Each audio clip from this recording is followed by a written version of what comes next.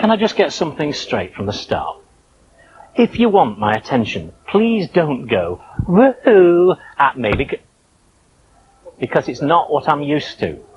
Right, we've established that Berlin was a centre for art, for culture, for learning.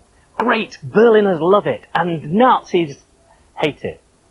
So Goebbels had a great idea, 1933. He got together all the books that were really clever and written by really clever people, and he brought them here to Babelplatz, right, this square, and he set fire to them. Well, he said they weren't German in spirit. Same year, Hitler becomes the Chancellor. Lots of celebrations and marching going on here. Yes, I know. And he thinks, great idea. Make your Nazi centre in Berlin, get right up the nose of the Berliners. So he does. And he's got big plans for this place, except that he has a minor problem in that he invades Poland and starts World War II, September 1939. I think it is something you might have wagged a finger at him about.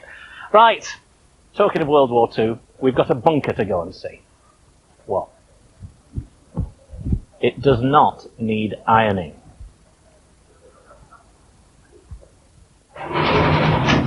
So, first of all, for the Nazis, everything was going okay. They'd invaded Poland successfully, the Netherlands, Belgium, France. They were even marching on Russia. And they'd come up with a solution for the Jews, concentration camps.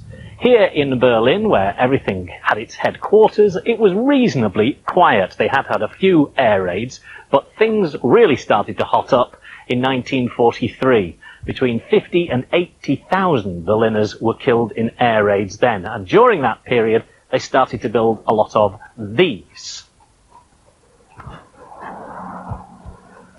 Airports. No, they're not. Get off. They're not airports. So see that the stupidity runs in the family. It's a bunker.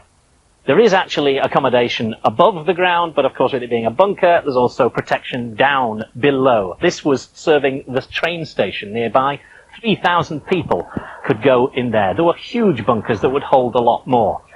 Now, Hitler couldn't believe it when in 1945 the Russians marched on Berlin. They'd crossed a river 100 miles away, and in a final act of insanity, he sent ill-prepared troops out of here to go and confront the Russians. They failed. It was a massacre. And that leads me to something to do with the man himself. That pile of rubble was a rather more important bunker. The Führer bunker. Hitler's bunker.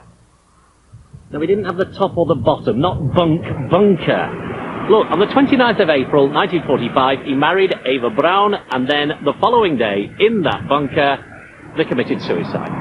Cyanide, and just to make sure, shot themselves. The bunker actually disappeared for years. It was in no man's land between the two walls, and it was only found again in 1989 when there was a rock concert on. Now, they're ripping it apart so it doesn't become a shrine to Hitler.